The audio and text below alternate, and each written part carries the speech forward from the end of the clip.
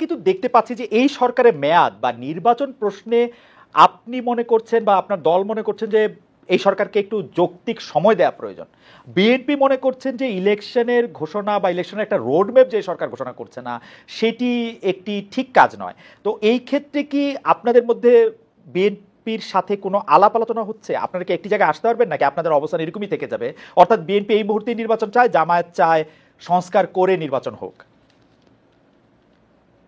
সম্ভবত এটা একসময় তাদের মানে স্ট্যান্ড ছিল, কিন্তু গত কালকে বা পরশুদিন তাদের যে মিটিংটা হলো, যেখানে তাদের দলের অ্যাক্টিং চেয়ার অ্যাড্রেস করেছেন জাতিকে, সেখানে তিনি কিন্তু একই কথা বলেছেন যে এই সরকারকে সাকসেসফুল হতে দিতে হবে এবং তাদেরকে যৌক্তিক সময় আমরা দেওয়ার পক্ষে। এখন যৌক্তিক সময়ের বাইরে কিন্তু এখন আর কেউ স্পেসিফিক কোনো কথা বলছেন না, কাজে এই জায়গায় আমাদের একটা ঐক্য হয়ে গেছে। এখন প্রশ্ন দাঁড়াতে পারে যে এই যৌক্তিক সময়টা কতটুকু। তা আমরা দুটো রোডম্যাপের চিন্তা করছি। একটা রোডম্যাপ হবে সংস্কারের রোডম্যাপ, আর একটা হবে নির্বাচনের রোড। আগে হবে সংস্কারের রোডম্যাপটা, তারপরে হবে সংস্কারের নির্বাচনের রোড। তো সংস্কারটাই আমরা এখন সরকারের কাছে চাইবো যে কতদিন টাইমলাইনটা কি হবে। বিভিন্ন তারা তো সবকিছু সংস্কার করতে পারবেন না, বেসিক জিনিসগুলো সংস্কার করে যাতে একটা তারা neutral, fair and credible election যাতে তারা উপহার দিতে পারেন, সেটার জন্যই তাদেরকে আমরা সর্বাত্মক সহযোগিতা করতে চাই।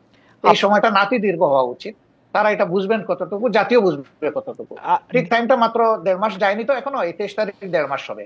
আমরা একটু অবজার্ভ করছি, একটু সময় নিচ্ছি। ওকে, নির্বাচন সংস্কারের প্রসঙ্গটা আমরা একটু পরে আসি, বা আপনি যখন বলবেন তখন বলতেই পারেন। সংবিধান সংস্কারের প্রসঙ্গে আমি আপনার কাছে জানতে চাইতে পারি যে আপনাদের গঠনতন্ত্র পরে আমি যতটুকু বুঝেছি বা আপনাদের কথা শুনে আমি যতটুকু বুঝেছি যে আপনারা আসলে কোরআন এবং রসুলের বাণী ছাড়া অন্য কোনোভাবে অন্য কোনো কিছুই আপনারা মানে আপনাদেরকে পড়লে আরেকটু পরিষ্কার হবে যে, আবারও বলি, কেবল আল্লাহ তাআলার বিধানকেই একমাত্র হিদায়াত হিসেবে মানিয়ে নেওয়া, আল্লাহ তাআলার দেওয়া শরীয়তের বিপরীতে যাবতীয় নিয়ম নীতি পন্থা পদ্ধতিকে প্রত্যাখ্যান করা।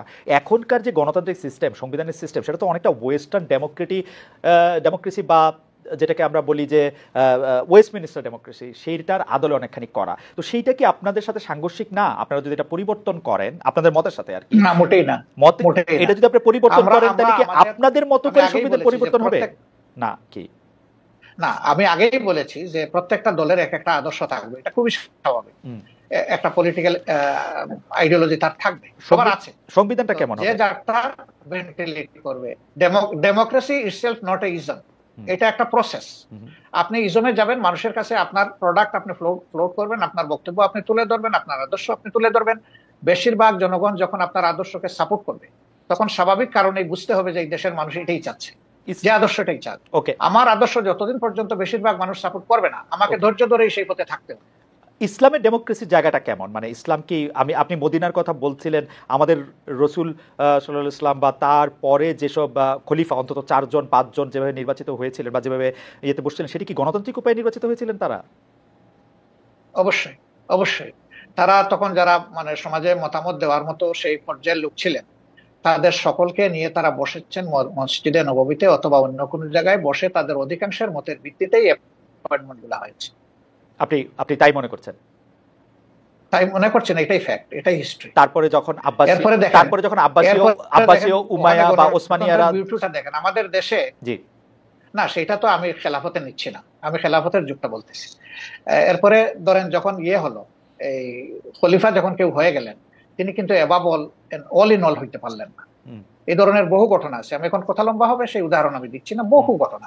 মানুষ সেখানে হাইলি ডেমোক্রেটিক রাইট এক্সারসাইজ করেছে, আলহামদুলিল্লাহ। আচ্ছা, এটা যদি আমি বাংলাদেশের ক্ষেত্রে এইটাকে একটু বলি যে আপনাদের গঠনতন্ত্রে ইসলাম প্রচার, ইসলামের দাওয়াত, ব্যক্তি জীবনে ইসলাম চর্চার বিষয়টা নিয়ে বারবার বলা হয়েছে। এক্ষেত্রে বাংলাদেশের অমুসলিম নাগরিকদের জন্য বা যারা ইসলাম বিশ্বাস করবে না তাদের জন্য জামাত ইসলামী রাজনীতি করার সুযোগটা আপনি কেমন দেখেন? আদৌ কোনো সুযোগ আছে কিনা? আমি পড়ছিলাম গঠনতন্ত্র, সেখানে আমি দেখতে পাচ্ছিলাম যে তারা সকল কিছু মেনে নিলে বড় সহযোগী সদস্য হতে পারবেন। এটা বাংলাদেশের সংবিধানের সাথে সাংঘর্ষিক হবে না? বাংলাদেশের সংবিধান বলছে সবার জন্য অধিকার সমান হবে, কিন্তু আপনারা বলছেন যে মানে তারা আসলে একটা নির্দিষ্ট পর্যায় পর্যন্ত শুধু যেতে পারবে। এইটাকে আপনি একটু সাংঘর্ষিক মনে করেন? এটা আপনার একটা ভাইটাল কোয়েশ্চেন, অবশ্যই গুরুত্বপূর্ণ প্রশ্ন। দেখেন, আমরা তো কাউকে ইম্পোজ করব না, আমাদের আদর্শটা গ্রহণ করতে এবং দলে আসতে আমরা ইম্পোজ করব না, কিন্তু দলের দরজা তাদের জন্য বন্ধ করা যাবে। আমরা দরজা খোলা রেখেছি। প্রয়োজনে গঠনতন্ত্র তো আল্লাহর কোরআন না, কোরআনের আলোকে রচিত। কোরআন পরিবর্তন করা যায় না, কিন্তু গঠনতন্ত্র পরিবর্তন করা যায়। আমাদের গঠনতন্ত্রের দেখেন যে 22-23তম সংস্করণ পর্যন্ত হয়তো আছে, আপনি পাবেন। রাইট।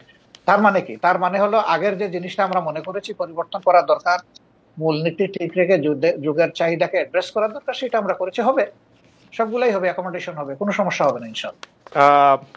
এই এই প্রসঙ্গে প্রশ্নটা করে ফেলি যে আমরা আপনাদের গঠনতন্ত্রে যেরকম পড়তে পারছি যে 33 ভাগ 2020 সালের মধ্যে নারী সদস্য সম্পৃক্ত হওয়ার কথা, সেটা হয়েছে কিনা, নারী নেতৃত্বের দিক বিবেচনা করলে নারীরা জামায়াতের কোন পদ পর্যন্ত যেতে পারবেন, এটি 1 নম্বর প্রশ্ন।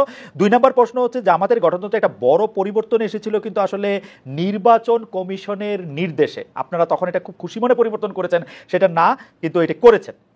এই প্রসঙ্গে আপনি একটু কি বলবেন? দুটি প্রশ্ন। আসলে আমরা যেটাই করি আমরা ডেমোক্রেটিক ওয়েতে করি, আলাপ আলোচনা করেই করেছি, আমরা একমত হয়ে করেছি। 2 নম্বর হচ্ছে নারী মানে কোটার প্রপোর্শনের যে বিষয়টা বলেছেন, আমরা 33 না, আলহামদুলিল্লাহ এখন নারীদের প্রপোর্শন হচ্ছে 44% আমাদের সংগঠন, এবং তারা আমাদের কেন্দ্রীয় সুরায় আছেন, কর্ম পরিষদে আছেন, সব জায়গায় তারা আছে। আচ্ছা।